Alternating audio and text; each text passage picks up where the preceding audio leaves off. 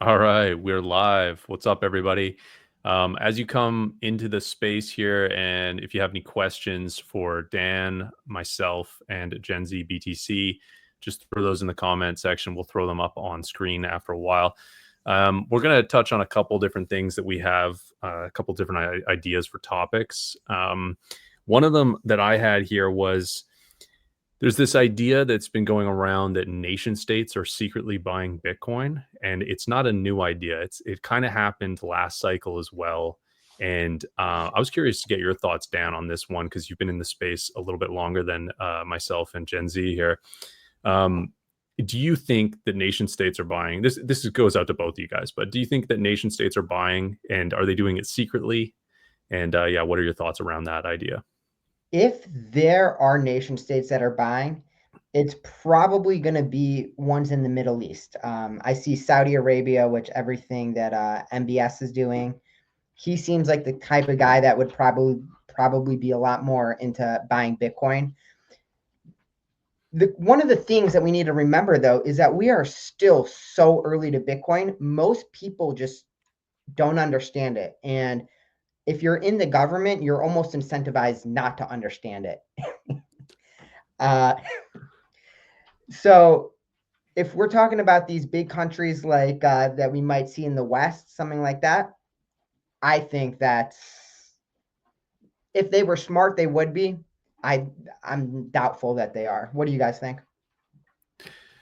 You go ahead. Yes, sir. Yes, sir. Um, I would say, it's really impossible for us to ever tell, because if anyone asks you to guess how much Bitcoin would Bhutan have, no one would have known, and they went more so the mining route because they don't have a lot of money, but they have a lot of stranded energy. So when it comes to countries like even El Salvador, honestly, they don't really have a lot of money, but they're able to buy like a Bitcoin per day, and they're also have their own mining operations. And I think, like you said, we're going to see that in the Middle East. We're going to see that in a lot of countries who have been bullied by like the IMF, who have been sanctioned by the United States, who have been pushed around by larger countries like China. I want to see maybe how is Taiwan going to be taking on Bitcoin because they create a lot of different ASIC chips. How is Malaysia going to take on the Bitcoin game theory? Because again, they also manufacture a lot of Bitcoin equipment, a lot of ASICs, a lot of miners. So they could be mining, they could be building an infrastructure, they could be buying. I don't know. So I would say that there is an incentive for countries to be buying and not to be super loud about it, right? Mhm. Because when you do start making a bunch of noise, now it's kind of alerting your enemies. You almost want to be covert about it because you can get ahead of them without setting off their alarm bells, And I think the United States has kind of taken a little bit of the opposite approach. They want to be the leader in it. They're going to announce, hey, we're doing the strategic reserve. We're getting ahead of all of you guys. And now it's kind of on the other countries to put their, pedal to the metal and start acquiring Bitcoin as quickly as possible. I Yeah, just but saw like, something. Oh, you go ahead, Dan. yeah, I was just gonna say, I was thinking about Taiwan, really, like what you said.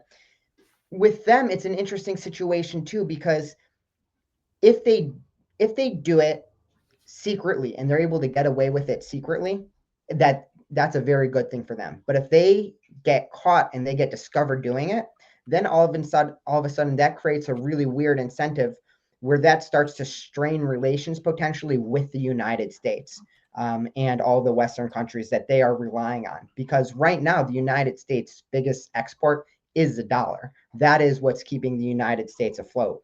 Basically, the fact that we can export and we can distribute all of our inflation all across the world instead of bringing it all onto our shores. So if other countries were to start de-dollarizing, that is a huge risk for the United States. And if a country like Taiwan that really needs the United States military support were to do it, they're basically tied between a rock and a hard place. So is there incentives for them to do it? Absolutely. But I don't know if those incentives for them to do it outweigh the incentives for them not to do it, or at least not to get caught doing it. Right. Yeah. That's interesting. Another thing that I just saw actually today was that South Korea, their central bank, talked about how Bitcoin was too volatile to have as like a strategic asset. And there's been a couple other countries that have also kind of said something around that line. And it's almost, I think about like hedge funds, and I think about big buyers of assets, and they signal the opposite of what they do. And then eventually they come around and they switch their positioning, and their signaling. But it's almost like you want to look like a seller when you're a buyer so that you don't signal to the market and everybody goes and buys, which again is the opposite of what the States does. And they might be an outlier just because they have the biggest money printer. And at a certain point, like if this becomes a huge race to acquire Bitcoin, they can just step in and be like, we're just going to buy it all, or like not at all, but we're going to just buy tons of it. And we're just going to print our currency to nothing. Like they have that like almost like nuclear option, whereas the other countries don't really have that option. They have to actually create the value to be able to swap that into Bitcoin to a more so of a degree than the States would. Yeah, you made a really good point. Basically, that a lot of people want to look like sellers when they're actually buyers, and they want to look like buyers when they're actually sellers. That's classic market manipulation, trying to get the most bang for your buck. And if you're a big country like maybe South Korea, potentially you have the ability to actually do that. One thing I don't know is how much South Korea is intertwined with the IMF, but a lot of countries, as I was saying, if they get caught buying into Bitcoin, they are going to risk losing a lot of their alliances, or they're going to really start to tatter their alliances with a lot of the West, a lot of people like Europe, a lot of people like the United States, which really need a strong dollar and euro, and which really needs the strong backing of world reserve currency. So how much money does the United States give South Korea right now, in helping to defend them against North Korea? I don't know the answer, but I'm assuming it's a lot. Are Probably. you, as a South Korea government official, willing to tarnish that relationship, especially when everything is in so much turmoil? Look at what's happening with the United States and Canada right now. I don't know if it's worth it for a lot of these Western countries to buy Bitcoin. I do agree with you guys at 100%. If they could do it secretly and they were smart enough to understand it, that they would be doing it. I don't know if they're smart enough. I think most governments probably are not, and I don't know if it's worth the risk, even if they were smart enough. So Yeah, and I think you're onto something there where they probably a lot of times still see it as a speculative thing. Like they don't see it as like this is inevitable. This is the base layer of money. We need a piece of this. We need to get off zero. They probably still see it as like, well, we have all these other things, and we are not going to ruffle feathers by doing this because you can see the IMF's reaction to El Salvador. Like they've given them this new loan, and it has all of these Bitcoin stipulations in there, which one could argue that they really see Bitcoin as a threat. They're not explicitly saying that, but why would they have all those stipulations if that wasn't the case? And I actually made a video about Bhutan the other day about their mining, and I came up with a few other countries that could do the same thing as Bhutan, could use excess energy to mine Bitcoin. And my one key like characteristic of them, they had to not have a relationship with the IMF, or not have a debt obligation relationship with the IMF, because I think if they do, then they're really going to step away from Bitcoin. Like it's very tough, obviously, because what we've seen here with El Salvador, they've changed a little bit of their policies because of their, in my mind, negative relationship with the IMF. And I want to add on a question to that, because everything you said was 100% right. But as a Bitcoiner, do you even want these countries to be buying the Bitcoin, or do you want these countries not to be buying the Bitcoin and for average people to be getting it instead of them? It's a good question. I'm happy to answer it. I mean, Gen Z, if you have anything there too. But I think I want hyper Bitcoinization to happen. I think if this speeds it up, then I'm all for it. But I'm not 100% sure it does. And right now we have a pretty good distribution. It's like almost around 70% of Bitcoin is held by individuals, and it's a very small amount that's held by nations, very small amount that's held by corporations or financial instruments. And that's pretty sweet to see money actually held by people. So if nation states do get involved, we do have the idea of like number go up because there's new buyers. Maybe there could be like more medium of exchange use cases if nations adopt it, because then they could set up and have like more, people would maybe be more willing to accept it as corporations or businesses or something. So I kind of think it's like there's good things that could happen from nation state adoption, and then the bad thing would be that likely that large segment of individual holders would go down, and nation states would end up holding more of those coins. Like that just feels kind of inevitable if there's more nation state adoption. Yeah, and I'll also chime in here. A lot of good topics, a lot of things going on. First point I'll make really quickly is the idea of nation states ruffling feathers with the IMF and all that good stuff. I think countries could actually take the stance of, hey, we're supporting America and we're going to also make a Bitcoin strategic reserve because we want to follow in the great leadership of Donald Trump and his great establishment and his great cabinet. You can kind of spin it. You know what I mean? So that could be interesting. There's a lot of different ways to play that game theory. Another quick sidebar. Should we be calling it hyper Bitcoinization or calling it Bitcoinization? I'm in the Bitcoinization camp, right? Because I just think that that's what we're seeing. Hyper implies that it happens almost overnight. I think every single day we see Bitcoinization taking place. The more people who are in the network, we are Bitcoinizing the world. Just my opinion. All right, let's go ahead and debate that in the comments. What do we think, hyper or just Bitcoinization? Let me know. And then finally, when it comes to what was that last thing you were talking about? So many ideas in my head. I have ADHD. The idea of, is it a good thing if nation states end up There buying you Bitcoin? go. There we go. See, that's why we have you guys on the show, to help keep me on track. The idea of big countries getting in there, big companies getting in there, at the end of the day, it is what it is. Bitcoin really is for everybody, and that means all the super rich people are also going to be coming for your Bitcoin. And what are we going to do? We are not going to give all our Bitcoin away to them. All right. You want to pay me $80,000 for my Bitcoin? Yeah, I don't think so, buddy. All right, let's put some more zeros on there. Maybe I might think about selling you a small percentage of some of my Satoshis, but at the end of the day, we know what we hold. And it's one of those few assets where the little guys got in before the big guys. So we have to use our leverage, use our position, and realize that we are the people who can corner the market, not the big dudes. All right, they have to come ask us for our Bitcoin. So Gen Z, I think we understand what we hold. What percentage of Bitcoin holders in general do you think understand what they hold?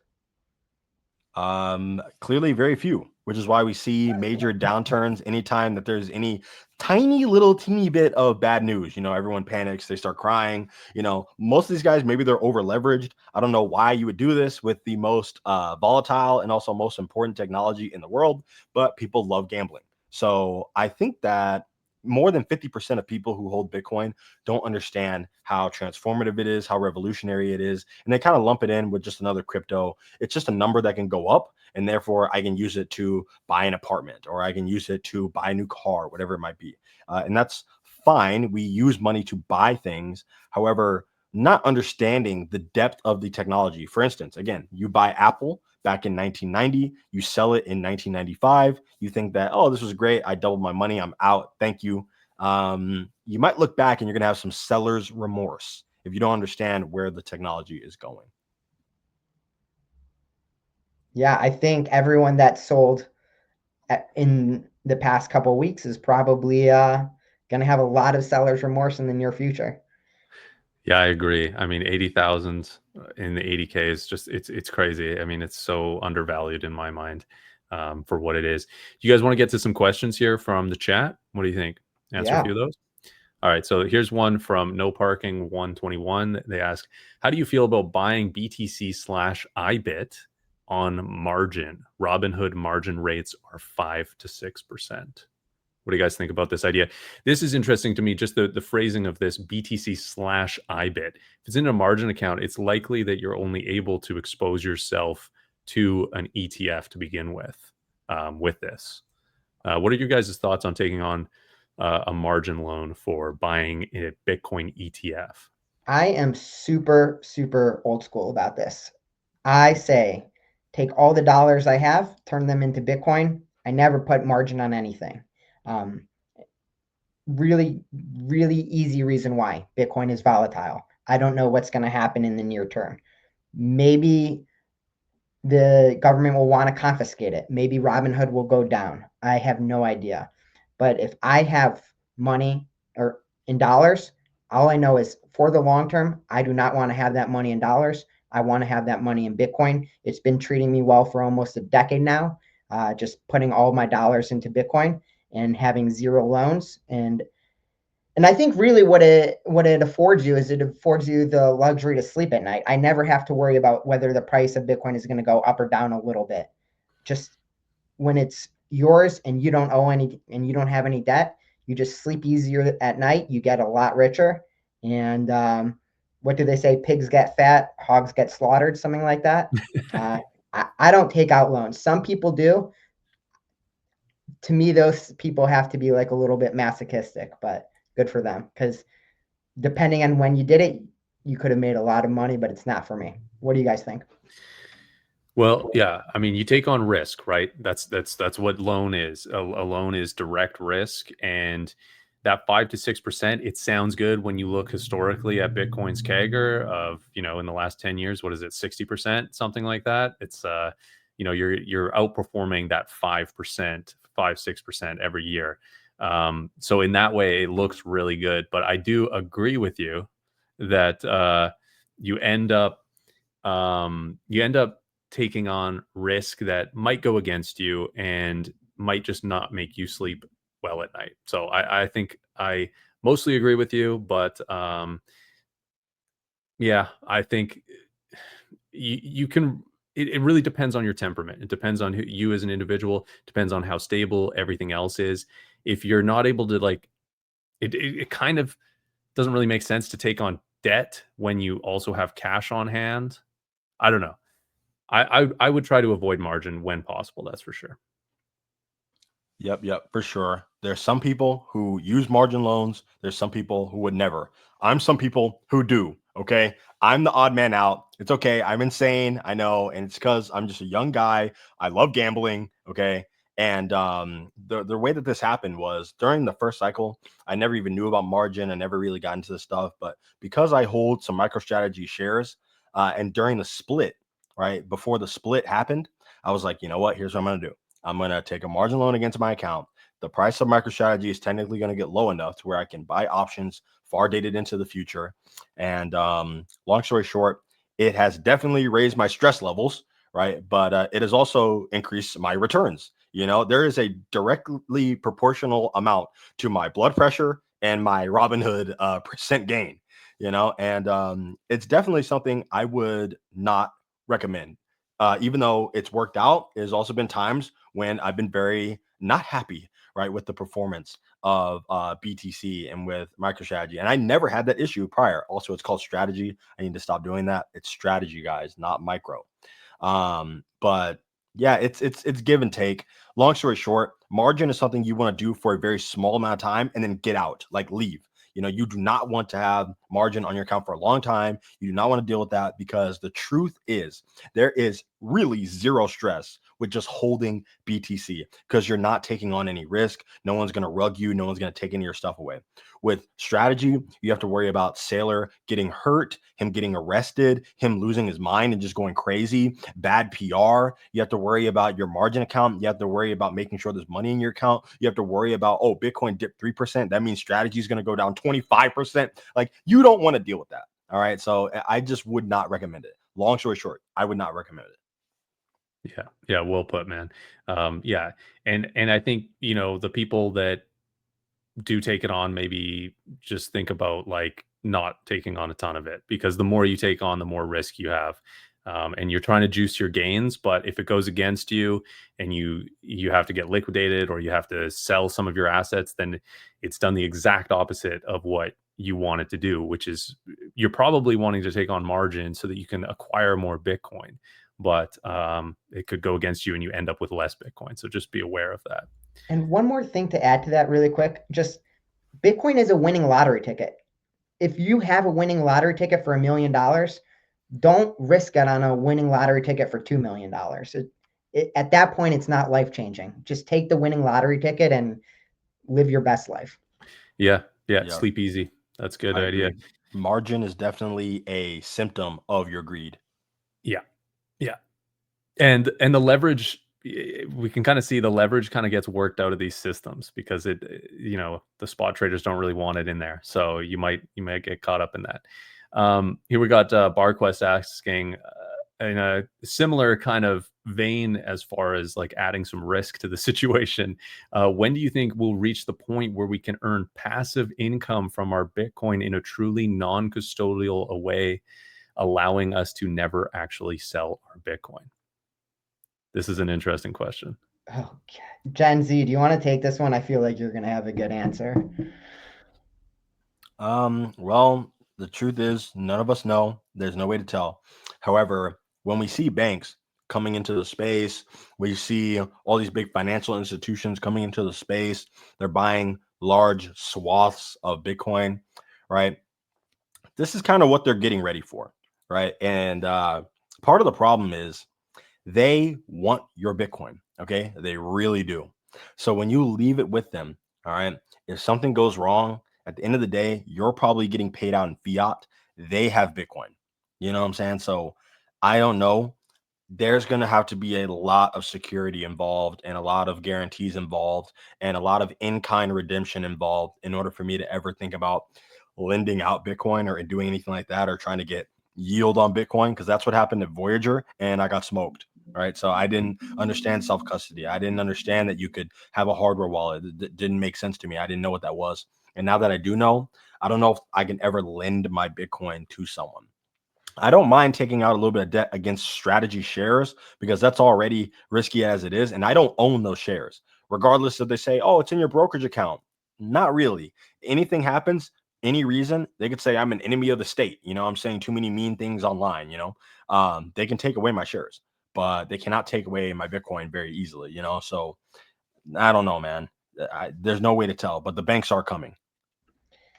And for me, I'm going to answer this question. That was a great answer, by the way. I'm going to answer this question a little differently. So when do you think we'll be able to reach a point where we can earn passive income from our Bitcoin in a truly non-custodial way? Never. I just think that fundamentally that doesn't make sense on a Bitcoin standard. That is a kind of fiat way of thinking. And what I would encourage the person who wrote this to do is say, instead of thinking about passive income on your money, just think about how much your Bitcoin value is going up in price and just sell small chunks of it at a time. Because who cares about having a cash flow when your net worth is just going up so much faster than it would be if you were getting a cash flow? So just buy the Bitcoin, it doubles in price, and you need some money for something, sell a little bit of it, and that's okay. That's called living your best life. That's what Bitcoin is really designed to do. It's designed to help people be wealthy. And what do I mean by be wealthy? It's not just have money in the bank. It means being able to live the lifestyle that you want to live. So when do I think you'll be able to loan out your Bitcoin in a safe way? Never. I mean, even look back to the 1300s with the Medici banks, right? Those were the first ones to invent fractional reserve banking. They fucked it up, and every bank has been messing it up along the way. No third party has ever been able to store someone else's wealth securely, especially when they're lending it out for passive income. That kind of thing just doesn't exist. Yeah. My thoughts on this is BarQuest never really specified how to do it safely. So maybe they understand there's risk to this, but if you're trying to earn some something from your Bitcoin, you're putting that Bitcoin at risk. If it's in some sort of future savings account that pays you for it and rehypothecates it, like what we have with a savings account at in a bank now with fiat, that is obvious, the risks, right? That bank could go under, the loan that they give out, the investment they make with your Bitcoin could go bad. All sorts of things could happen there. I would say on top of that, there's potential ways to make income from your Bitcoin that is not passive. And again, you're putting it at risk, but you could set up a Lightning channel and you get paid with fees from that. You could put your Bitcoin into a open source coin join like Jam Market. Again, you're earning very little from it, and it's from the Bitcoin itself. It's in a layer 2 protocol, and you're at risk of your own mistakes within those systems. And Lightning channels right now are not very profitable anyway. So, and that's a lot more active than your question of passive income. So, and I also kind of think that this idea of passive income from Bitcoin is like very fiat thinking, in the way where we try to make passive income from our fiat, and we have maybe a temporary space in time where we can arbitrage the fiat to Bitcoin difference. But that will all change once more people adopt Bitcoin and the value of fiat goes way lower. That's my thought on that one. I'm just going to throw up a couple comments here from everybody. I shouldn't have thrown that one up. Sorry. Hey, listen. Just okay. Who is this guy? He's a troll in the comments. Really quick, I just have to say, I know Daniel. Okay, he is a moron and a child, but he's a big fan of mine. So just ignore him. It's okay. He means well. He just is a little bit childish. I'm here to help him. You know what I'm saying? So just let him be, guys. Do not take him too serious. We got Ver Hoofty here says, today I sold my XRP and locked in profits at 4x. Congratulations, man. You got out of XRP. That is absolutely fantastic. Good job. Yes. Now, hopefully you can take those 4x profits and buy some Bitcoin with it. Yes. That's and if you want to store your wealth for the long term. If not, go ahead and spend it on whatever you like. Go buy a surfboard or something cool. Great job. Yeah, and dude, if you actually sold XRP for 4x, I need everyone to understand how impressive and how very rare that is. Okay, most people are selling the XRP for a loss. All right. And now another thing is we have to make sure that 4x gain, is that against Bitcoin or is that against fiat? Because that's a little bit of a different denomination. But either way, if you are up in Bitcoin terms, that's very rare. Most people will not do that.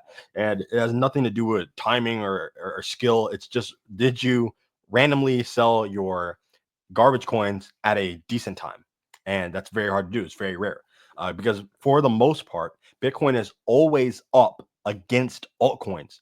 Okay. Historically, for most of the time, Bitcoin is up against altcoins. So for you to be in that little tiny sliver window to sell at a profit, very rare. And congratulations. Just make sure you don't go back. Yeah. Here we go. We got another question here from BTC is Truth. How to separate Bitcoin from politics when speaking to normies? Many are politically charged, and some people that dislike Trump are starting to dislike Bitcoin because of the association.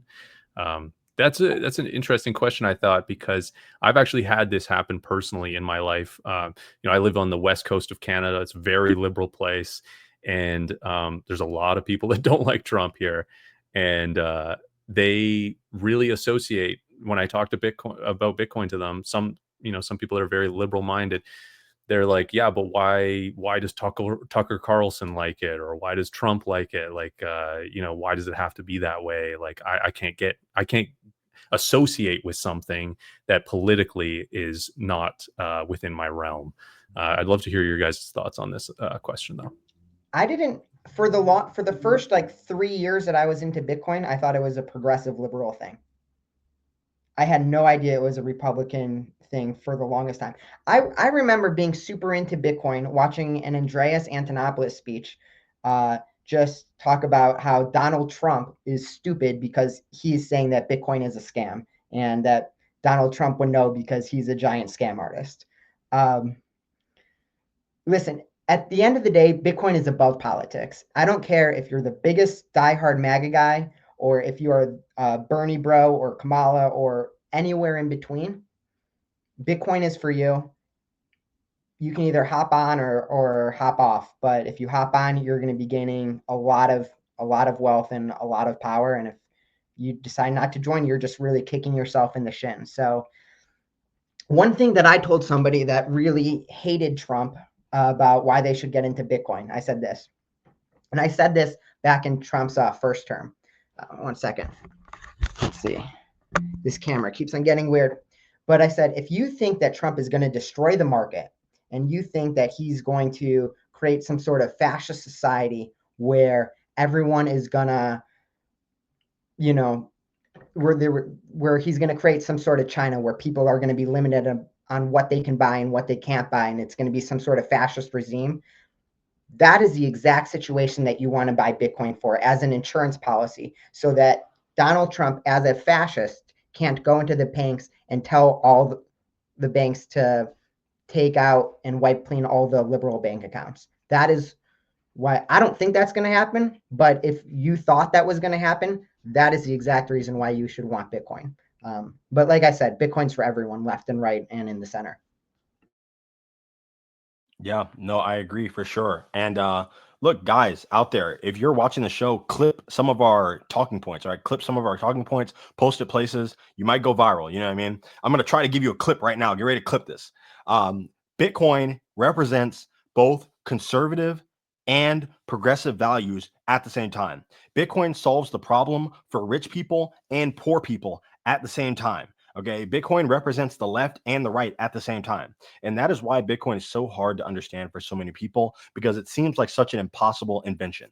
All right. If you are a Donald Trump fan, if you are a diehard conservative, then you want to literally conserve your energy. That's what Bitcoin does. You want to not be at the will of the mob. Okay. That's what Bitcoin does. If you don't want to be pushed around by just a vocal group of people who have stupid ideas, then you're going to want to be a Bitcoiner.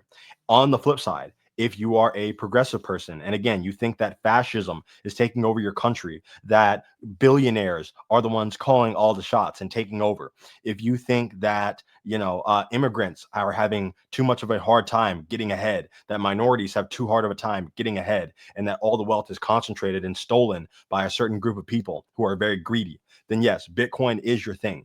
It's literally solving all these problems at once.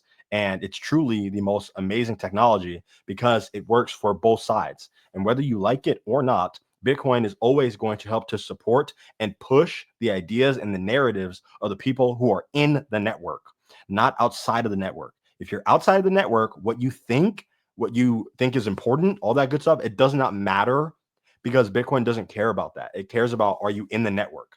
From there, you can push whatever agenda you want, but you have to be in the network in order to try to push your side, in order to elevate your ideas, the things that you care about. W clip. Yeah, I agree. And I would also just point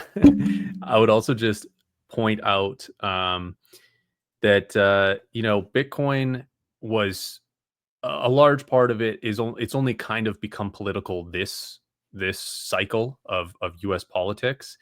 And the Republicans just saw it as an opportunity. They saw the Democrats being pretty aggressive against like crypto industry at large, and they said, you know what, these people have a lot of money. Maybe we can get some donations. We can get these votes by being pro Bitcoin. They just did that as like a political maneuver, in my opinion. And so it's really just like not that important to take politics so seriously when it comes to Bitcoin, because these two things are separate and one party just decided to embrace it and the other has not really done that so well. I thought this was a great clip here. Bitcoin is apolitical and is God's money and the money of the free people. I thought that's a nice way to put it. I like that too. Yeah. And it's like, okay, take it back to 1989 or whatever. This is the equivalent of one party, doesn't matter which one, deciding that they're going to go all in on supporting the internet. We're going to support the internet industry. Okay, it's a really good idea. I think we can do cool stuff with this. And the other side has been very anti-internet, right? It's for criminals. It is basically nothing. It's Beanie Babies. It's a fad. It's going away, and That's just not a good idea. You should never be anti-technology. You should never be anti-progress. And that's essentially what they're doing when they're going against Bitcoin. All right. You have to take your time, understand how it's useful, and then from there, sell it to your constituents. All right. Because again, if you are a progressive, if you are a liberal, you need to tell people, listen, Bitcoin allows us to send payments to people out in war-torn areas. Okay, we can pay journalists who are exposing all of the evil things that the conservatives are doing. We can go ahead and make sure that people who are wrongfully fired by Doge can still be paid, and they can have money, and they can do all these different things. Whatever you want to do, you can make sure that you can frame it to show why your side is actually pro Bitcoin.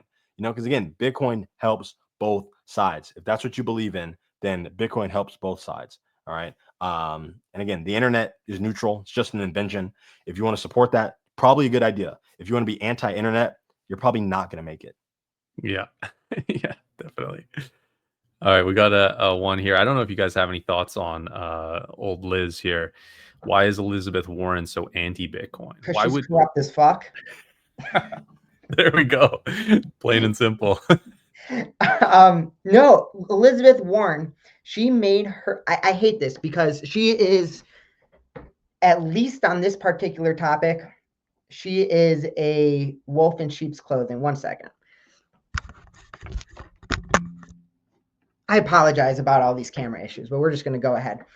Elizabeth Warren made a big deal of, or she really came up in the 2007 big recession. What was it? What did they call it when everyone was Occupy Wall Street? She was anti-big bank, and somehow from being the most anti-big bank senator behind maybe like Bernie Sanders, she turned herself into the mouthpiece for the big banks. I remember when she was interviewing Jamie Dimon, and she was basically, it felt like Jamie Dimon was hand feeding her questions for her to ask him. Everything Elizabeth Warren has been doing on Bitcoin specifically in the past, we'll call it 5 years, has been absolute trash. And this is not coming from someone, or I'll put it like this. This is coming from someone who really liked what Elizabeth Warren was saying in the Occupy Wall Street time frame. I hated the big banks. That's one of the things that brought me into Bitcoin in the first place. But sometimes, whatever you think about her, whatever you think about progressive politics, what Elizabeth Warren, what her actions are doing are not progressive. They are pro big bank. They are pro everything that's bad, and they are pro corruption. So, if Elizabeth Warren is watching this, shame on you, because yeah, you suck. Yeah, no, fair enough. Part of it is just like Elizabeth Warren is an old head, that's kind of just what old heads do. It's kind of sad, kind of cringe, kind of sucks. But another part of it is, you got to watch what these guys do, not necessarily what they say. And behind closed doors, again, she's getting a lot of money from a lot of different organizations. They're very much, oh, we need to tax the rich and all these greedy rich people. These guys own multiple houses. Okay. They're multimillionaires. And I guarantee you, Elizabeth Warren, her financial advisor, whoever it might be, they probably hold Bitcoin on her behalf. She probably holds the ETF. So that's just real life. You know what I mean? I just find it interesting that, of course, what's happening is you need to be for Bitcoin, not anti-bank.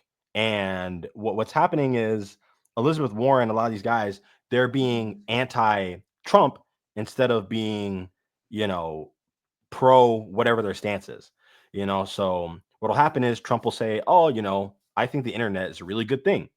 All of a sudden, oh no, the internet sucks, it's bad, we need to shut it down, it's evil. They don't know why. They just have to do the antithesis of the thing that their enemy does, right? The other guy said something is good. Trump said that eating food is really good for you. You should eat food so you can live.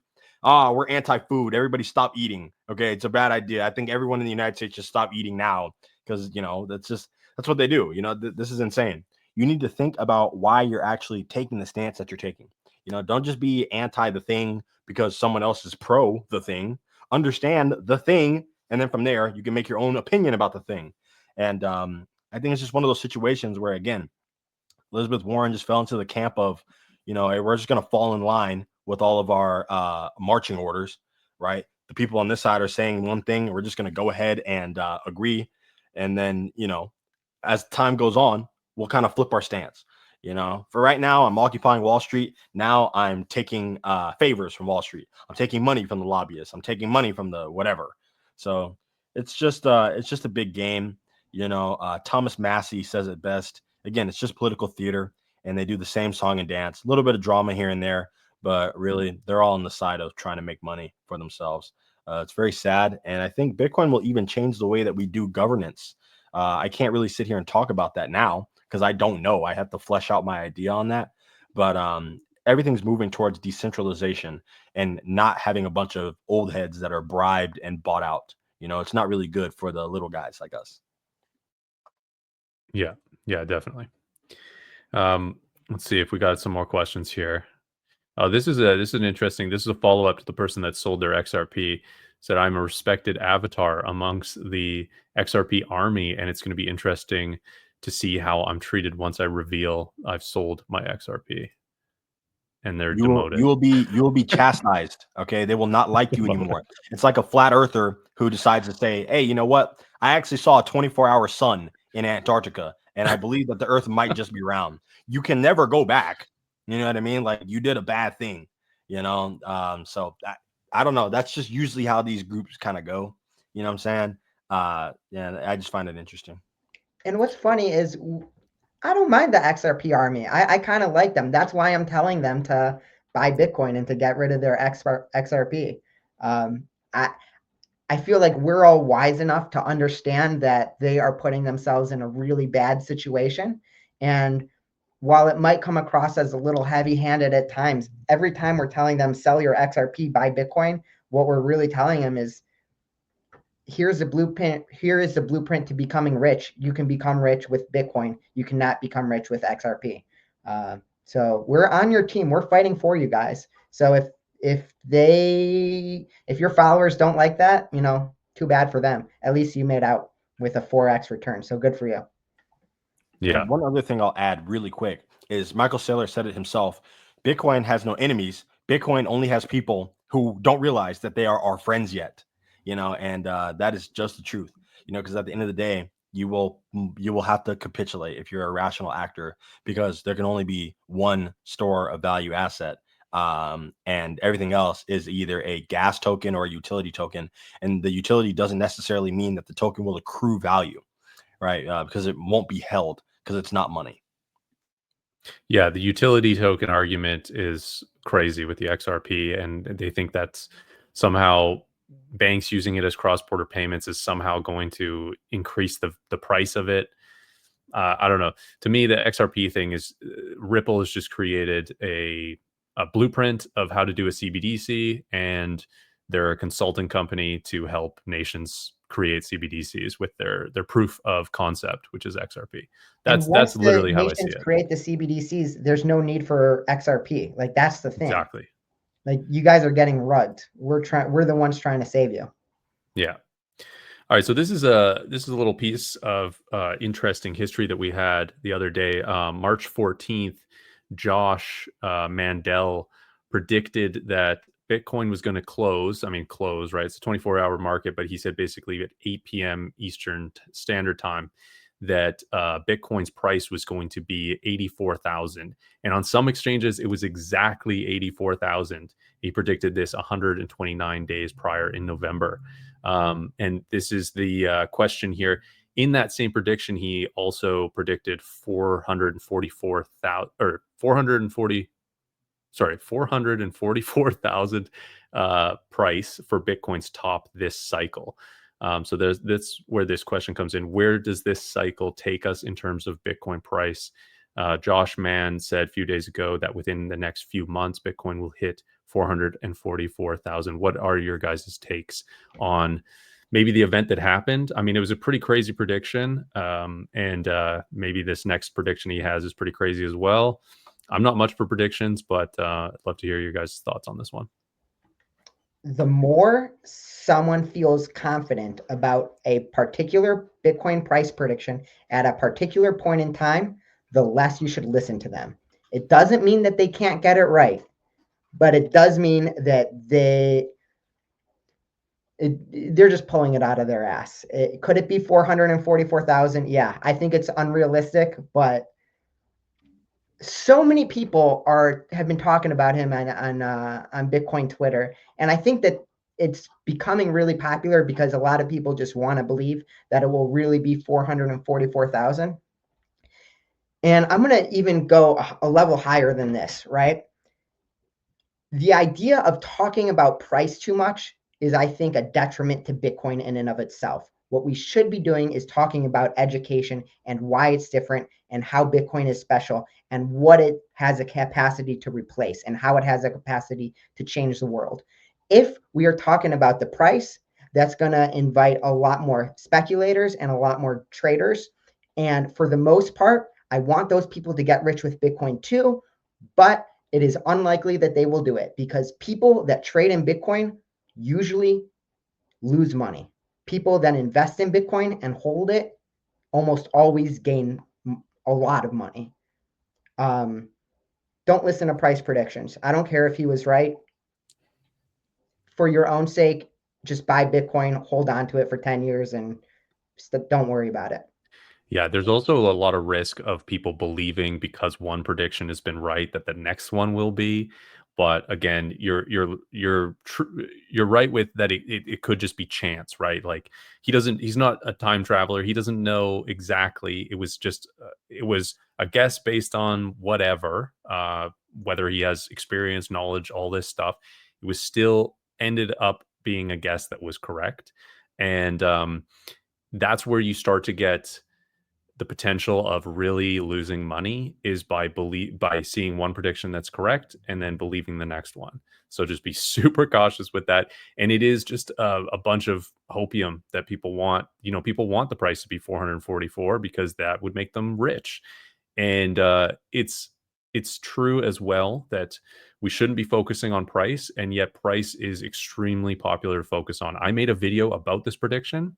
It got twice as many views as my most viewed video about Bitcoin in a single day when these videos have been out for months. And it was because it was about price. It was because it was about this crazy price prediction. It was conversation like this, not saying, "Oh, this is amazing and let's believe this." Let's see what the story was, which is what I explored. But yeah, it's something to be really cautious about, in my opinion. Yeah, Josh had a great prediction. I'm gonna be honest. The odds of predicting the Bitcoin price dozens of days out into the future is extremely rare.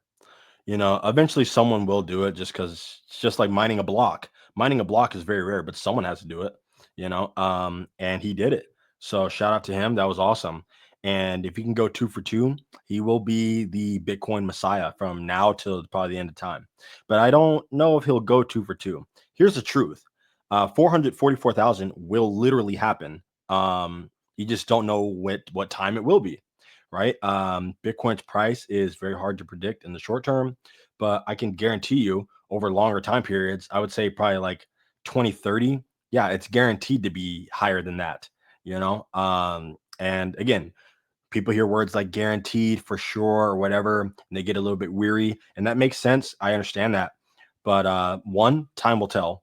And two, because you can't make any more Bitcoins and you can make a lot more dollars, naturally more dollars will chase the same amount of Bitcoins, which is how we get a $4 Bitcoin, then a $40, then a 400, then a 4,000, then a 40,000, then a 400,000, and then a 4 million.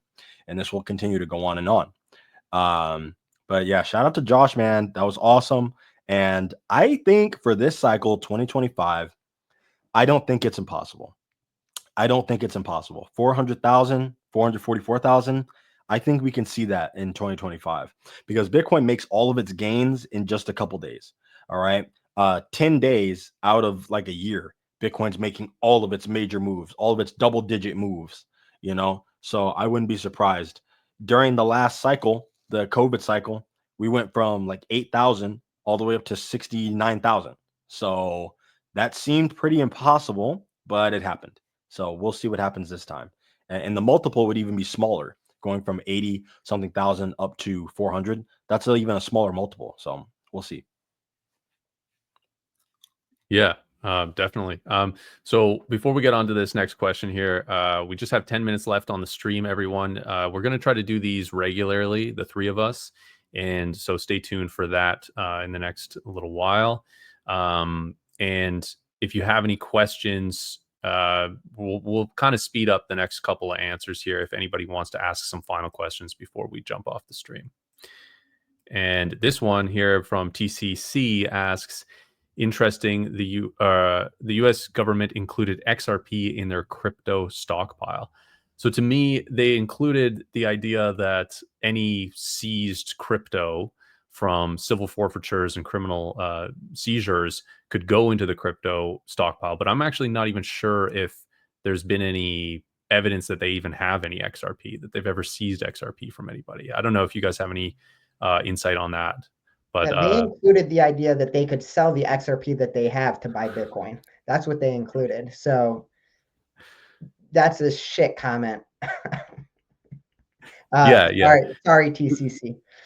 So they included it as something that they could hold in there. But yeah, you're right. So part of the stipulation of the crypto stockpile is that they could sell it at their discretion. So I'm assuming they'll have some sort of like portfolio manager basically to manage this and try to find opportune times to sell it. And then that would be, a positive net gain for them because it cost them almost nothing or whatever because they seized it. And that wouldn't affect the taxpayers. So likely it would go to the apex digital asset, which is Bitcoin.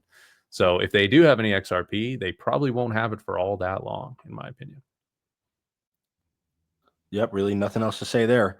If they do have any XRP, they probably won't have it for long. There's literally a clause in there saying that they can evaluate when to sell it. And with Bitcoin, they are never selling it, right? So at least for 20 years, right? So that's pretty good.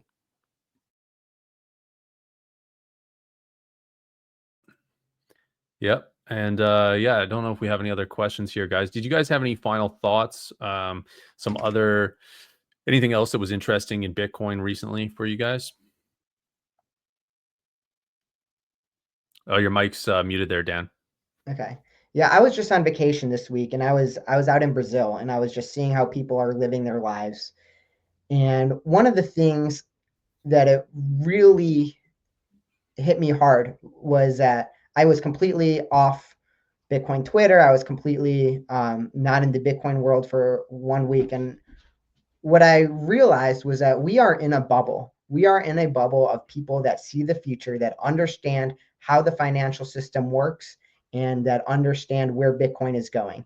And nobody else sees it. Nobody else cares. Nobody else is thinking about it. People are around the world are just going around living their lives. So if you're watching this video, that means you are very, very, very early to Bitcoin. And whatever the price is now, if some people are scared off saying, hey, the price is $80,000, that's way too high.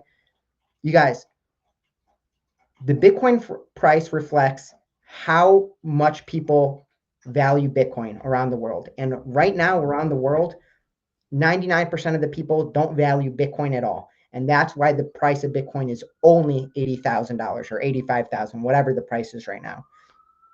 When 99% of the people start to value Bitcoin, the price is going to skyrocket. So why am I saying this? Feel lucky.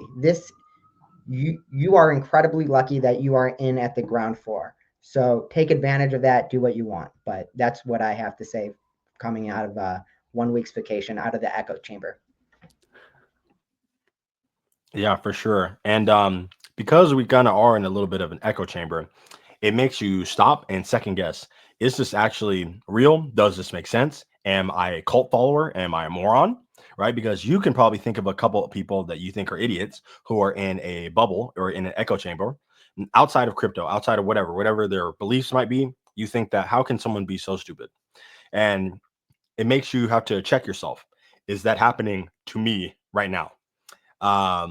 And because Bitcoin is open source, because we can look at the code ourselves, it gives us something that is fundamentally true to base our assumptions on, right? And that's a little bit different than anything else. A lot of other cults, they're making assumptions that cannot be verifiable, right? They're assumptions about the world that they want to be true because that's their worldview, and that's their ideology, that's their whatever. But with Bitcoin being open source, it truly gives us the ability to look into ourselves and reflect on what we're doing in a way that no other kind of group has allowed us to do in the past. Um, so always be humble, all right? Have self-awareness, but continue to understand that you're not supporting Bitcoin because Gen Z BTC is supporting Bitcoin or because Trump is supporting Bitcoin. It's because Bitcoin is what it is and you understand what it is, right? So that's the most important thing. Quick little news bulletins for you. Sailor, he was on the Laura Trump show, had a very great interview. Go check that out. Sailor also bought 130 Bitcoin this week. A lot of people might be disappointed by that, but that's probably just from him generating income off of strategy of the business, like the software side, not necessarily tapping the at the market equity. North Korea's Lazarus Group, they hacked a bunch of ETH, turned it into Bitcoin because the ETH can be reversed, the Bitcoin can't be. So very interesting. And Elon recently went on an interview and was talking about magic money printers over at the Federal Reserve and at the Treasury. This guy just discovered this, and we've known about this for a very long time. If you're a Bitcoiner, you know that the government literally prints money to buy treasuries, okay?